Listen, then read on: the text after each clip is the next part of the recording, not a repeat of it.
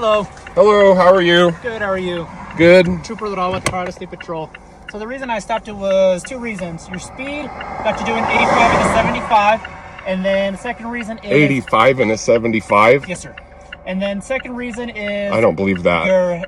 Your headlights, your running lights are on, but your tail lights are not. Oh, really? Yeah. So you have no lights there on the back. Oh, I did not know that. Yeah. So can I see your driver's license, registration, and insurance, please?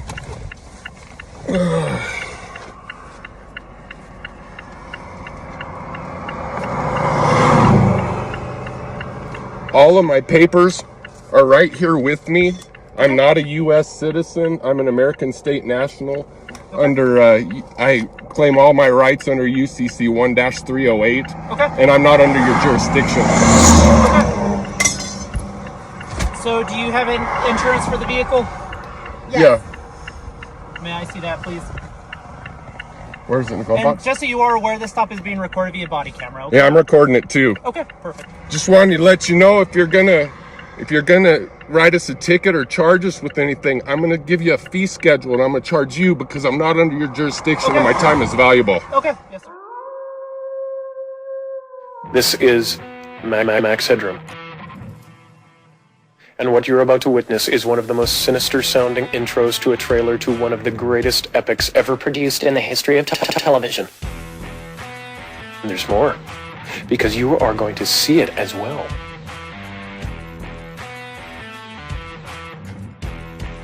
And welcome to Facts or Frauds.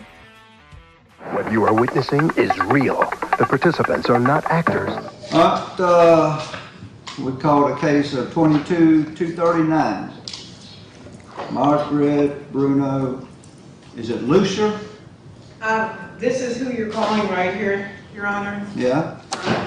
Just so we're clear, I'm representing the, authorized representative for the legal fiction. And I cannot cross the bar if you I can't cross the bar, you know that. It's all about I can hear you. jurisdiction. Can you hear me okay? I can, yeah. All right. It's not as sophisticated as my hearing aids, but I can hear you this time. All right. All right, I just want to be clear that when I was here for the arraignment, first off, I never had a first appearance. Within 24 hours, I was incarcerated for 13 days without a first appearance. Bond was set. And that's true because you wouldn't sign the documents at the jail. Until you sign documents at the jail, you don't. Where is that written that you have to sign anything? Because I couldn't find it. It just simply says within 24 hours I would go before a judge. I had You felony weren't properly charges. booked, so that's the way that was. But I'm not going to argue with the point. But go Okay, ahead. well, I just want to get it on the record that I am here on a special appearance, and I'm just the authorized representative for this birth certificate. It has been federally authenticated, if you want to take a look at it. You big cold-blooded dummy. It has been certified by the state and federally authenticated. I am the owner of this SQQV. Do you understand what that means? Not a clue. Really? Okay. It means that I'm not in your jurisdiction. I stand on the land and soil. I'm under the public law. Okay. And I have a right to pass through service. All right. So I take it you're representing yourself today? No, I am presenting myself. Okay. So you're not going to enter a plea today or work out negotiations or anything? I'm not making any plea whatsoever. I have not consented to contract with this court in any way. Okay. I am an American state national. I'm not a sovereign citizen. That was a hate crime under which I was arrested, and the arresting officer has since quit his job with the Jasper Police Department. All right, well, say we can... I have a file here that I have one prepared for both the prosecutor and for you, Judge, if you'd like to take a look and go along with me on what I'd like to bring before the court.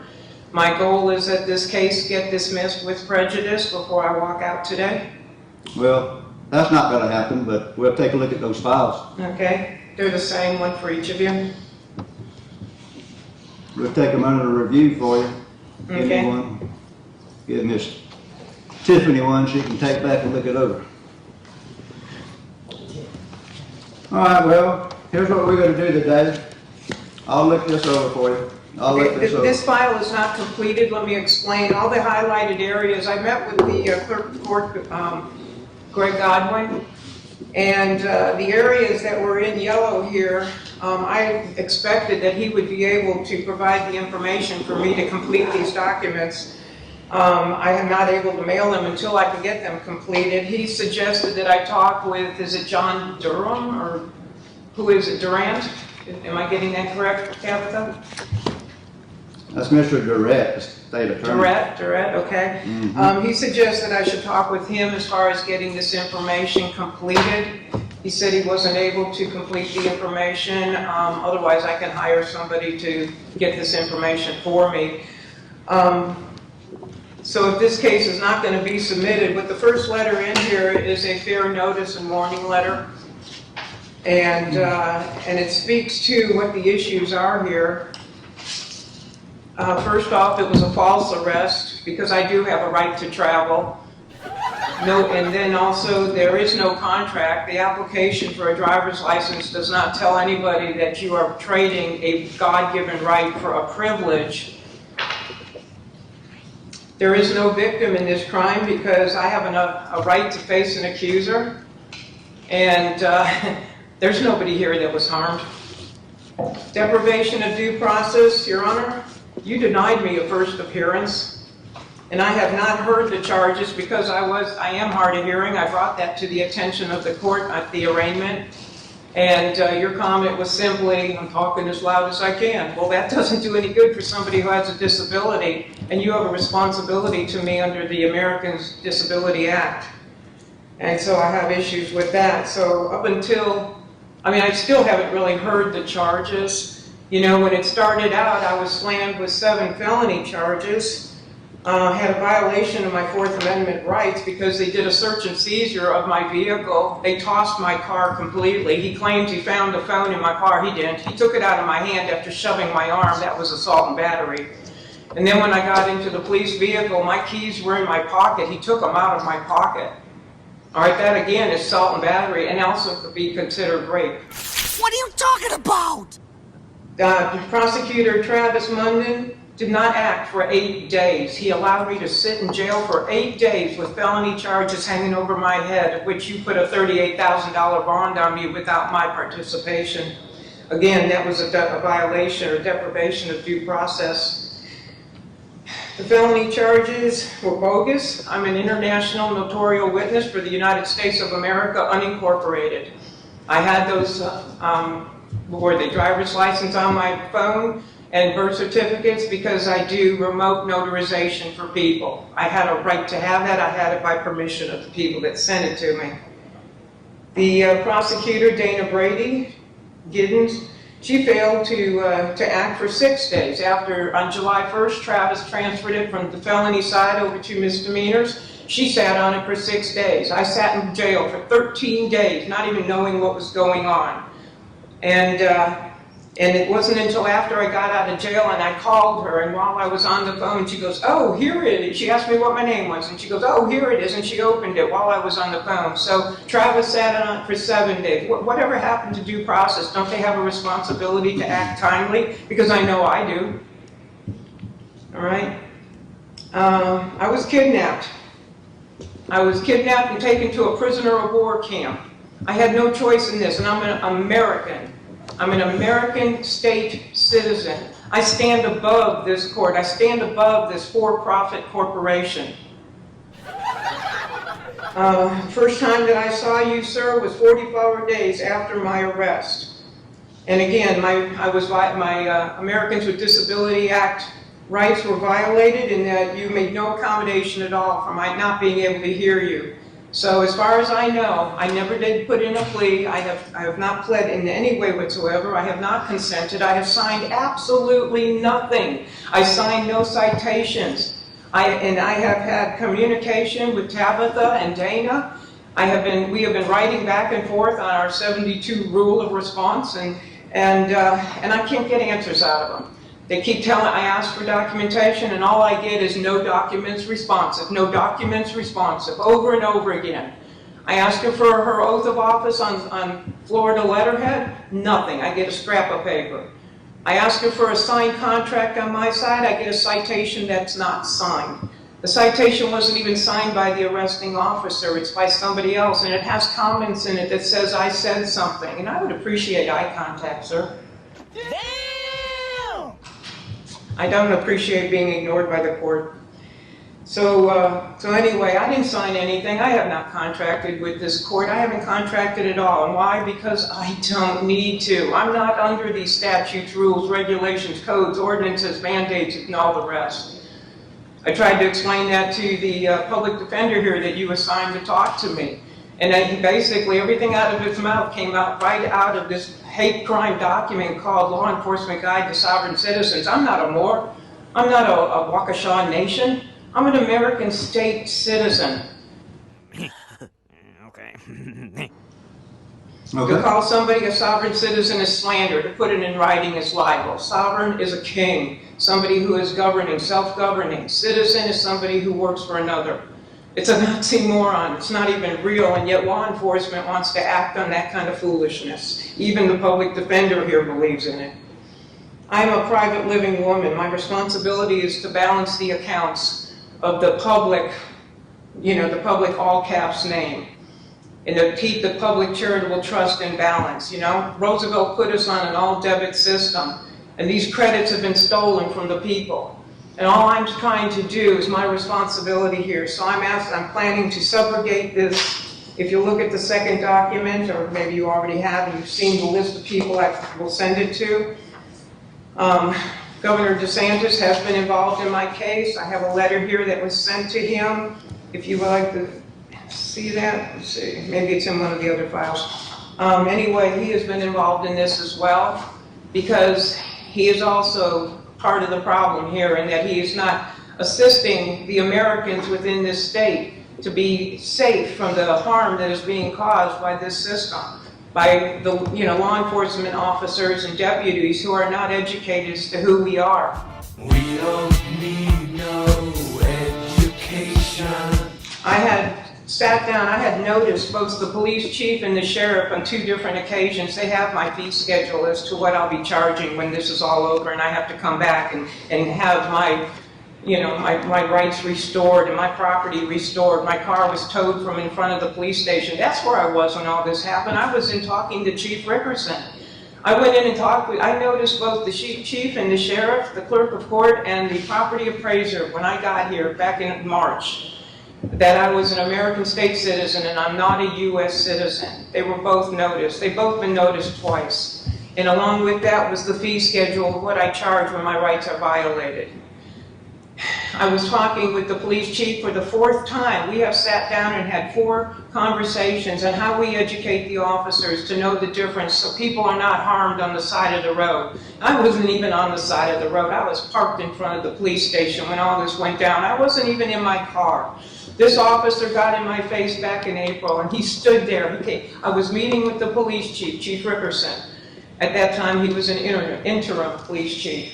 And this officer barged into our discussion and got in my face and started spitting on me with his saliva. He was like this close to me, yelling at me, telling me, I'm a police officer for 25 years, and I've dealt with plenty of people like you. And he went on and on and on, okay? No, he hasn't dealt with anybody like me, because I know my rights. And I've studied this. Why? Because you could not get through the 2020 election and not know that there's something seriously wrong with this country. And I have seen this coming for many, many years. I studied it with my husband. My husband passed back in 2010. In July of 2016, I read an article that the Pope had relinquished our Social Security accounts to the U.S. Treasury, and I knew something had changed, something was up, and I went looking. Huh? And when I went looking, I found at least 20 organizations trying to help people come out of slavery, come out of this U.S. citizen slavery. You're a slave to the British Crown, which is the administrative arm, to the Pope, which is the financial arm, and to Washington, D.C., the District of Columbia, which is the military arm of the one world government. Well, I don't go with that, because I serve a king. I serve the Almighty King. That is who I am. I am a child of the King. I'm not a U.S. citizen. I'm a child of the King, and I have rights that were given to me, sovereign rights given to me by my Creator. And I live by the Bible. I don't live by any kind of religion, sir. I read the Bible cover to cover, and I do what it says. And when it says that there are 2 commandments in the New Testament that Jesus, or Yeshua, I prefer to call him by his Hebrew name, the 2 commandments, to love God above all things and to love your neighbor as yourself, I live by that. But that's a summary of the 10 commandments that are in the Old Testament, Exodus 20. And the first 5 commandments are how you love your Creator. And the second 5 commandments is how you love your neighbor. And I live by that, sir. And this officer had to break several of those commandments to put me into this system. He had to lie, and he had to steal my property. And if this is the system that this government or this for-profit corporation is trying to force on the people, then you guys should all be ashamed of yourself. I am asking, I'm not asking, I am demanding. See, a sovereign does not motion the court. A sovereign demands. I am demanding that this case be dismissed with prejudice. Because I'm going down for the count. I'll take whatever punishment you give me. And I think my 13 days in jail without signing anything, just for comfort, should give you an idea of the fact that I finish what I start. I went into that jail, Your Honor. It was quite a surprise. I wasn't prepared for it. If it hadn't been that I took a couple in who were homeless, I probably would have ended up going home to a dead dog in a house full of crap. But that gentleman, the people that I took in who were homeless, called my girlfriend and said she didn't come home last night. Well, my girlfriend knew that I was on my way to the post office in Live Oak, and she knew I was going to stop by and talk to the sheriff. So first call she made was to the Suwannee County Jail. Second call was to the Hamilton County Jail, and she found me. I was sitting in jail. I've never been in trouble with the law before. Do you know what it's like for a 73-year-old woman to have to stand there and take her underwear off and stand in front of somebody else? That was so humiliating. You want to talk about rights? Let's just talk about basic humanity here. Okay. And I was given an orange jumpsuit. I don't look good in orange at all. I have to bring some humor so I can stop crying. I wore that jumpsuit in my underwear for 13 straight days. Because I wouldn't sign your paperwork, because I would not come in contract with this corporation, this for-profit corporation. You're not a government, let's be honest. Because I wouldn't come in contract with you, I suffered extremely. I was 3 days in a row, I asked for a sweatshirt. I was freezing. You got a swamp cooler in that jail. It's loud and it's cold. And every guard was wearing a jacket, and every inmate had a sweatshirt except for me. 3 days I asked for a sweatshirt. On the 4th day, when I asked, the guard said, "You don't sign out paperwork, you don't get nothing." Yeah, that's real sweet. There's a camera right above the toilet. Yeah, that's real sweet. You're sleeping on a steel bed. When I went and signed their paperwork, they gave me a mattress where the fabric was touching fabric. I have a 9-inch spread, thumb to little finger, and I can tell you that the padding of that mattress lay within a lump, 12 inches by 30 inches. The very first day in holding, I had a bruise on my tailbone from sitting on a steel bed. You know, I'm used to a mattress, and I have a memory foam topper on top of it. I like it sweet. I went without drinking water for 13 days. I drink on average almost a gallon a day. My dog and I consume a gallon a day. You get coffee in the morning, you get Kool-Aid for lunch and dinner, and you get absolutely no water. And the only water coming out of the faucet in the bathroom is hot water. Okay, this is inhumane. I was tortured for my faith. Why would I say that? Because according to Revelation 18:4, it says, "Come out of her, my people. I am one of his people." And that Revelation 18 is all about Babylon. And yes, I did the paperwork to come out of this Babylonian system. Matthew 6:24 says, "I can't serve two masters." Well, who gets the taxes? Who gets the first tithe? The government grabs it right out of your paycheck. You don't have a choice. steals it right from God. We don't get to give God our first fruits. I don't know what your faith is, but that's my faith. I serve the mighty Creator.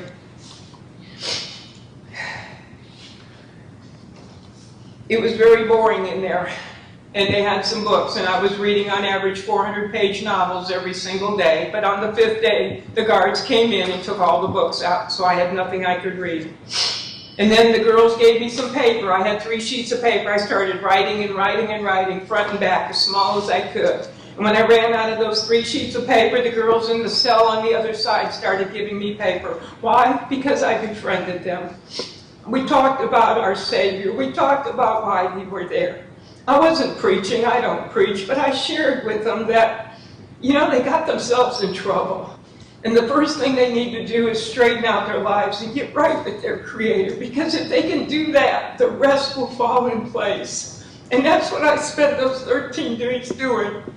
Trying to be a big sis or a mom to those other girls who have lost their way along the way. 5 of the girls in that prison or jail recommitted their lives to God while I was there. And I'm very happy for them, and I continue to pray for them. I want you to know, sir, that I pray for you also. I pray for every one of you, because I pray that the Father will take the veil off your eyes so you can see what's really going on here.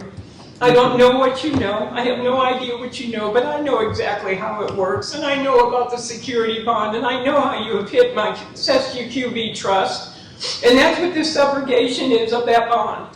Because I'll be filling out all the IRS forms. If this case is not dismissed with prejudice today, or I'll give you 3 days as it says in the document, if it's not dismissed with prejudice, then what I plan to do is fill out these IRS forms and make sure that the account that I am responsible for, I, the private woman, is responsible for the accounting of the public woman, or the all caps name that y'all have fraudulently created. And I mean, when I say you all, take it professionally. You obviously weren't there when I was born. But anyway, the point is, sir, that I do feel the responsibility now that I understand how all of this works, that it's my job to apply those credits to the debits. It's my job to make sure that those funds are not taken multiple times or above and beyond what's necessary. And so that's what this subrogation document is all about. I want you to pay attention, sir, to the list on this document of the people that the distribution list. You see, I have notified the state's attorney. I came out of the system back in April of 2018. And when I moved to Hamilton, I was in Jacksonville at the time. When I moved to Hamilton, I redid my paperwork. So on the public record in this county, I have 2 filings with all my paperwork showing that I am an American, I'm not a U.S. citizen.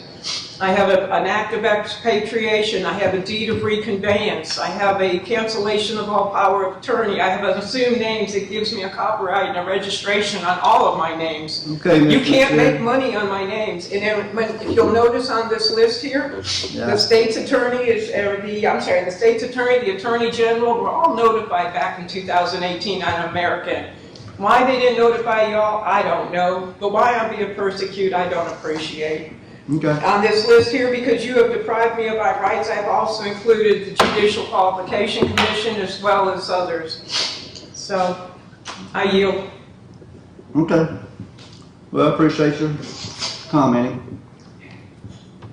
So what we'll do is, all I'm going to do right now is continue to October 18th to see what's... I can't do that, sir. I will be at the Feast of Tabernacles from the 1st of Tishri, which is September 26th, until, let me think, what is it, 9 plus 8, 18. Around the 20th of October is the Feast of Sukkot, Feast of Tabernacles. I'll be out of town for that, celebrating with about 300 believers. What about November 15th? Well, I mean, I don't plan to attend any more trials here. This is my last one. Okay. I'm hoping that you will do the right thing here, and that the state's attorney will do that. Tabitha here, she has not proven jurisdiction. Once I non-consent, it is her job to prove jurisdiction. Your case is continued to November 15th. We're going to take everything you said under consideration. Okay. I'll look at your papers.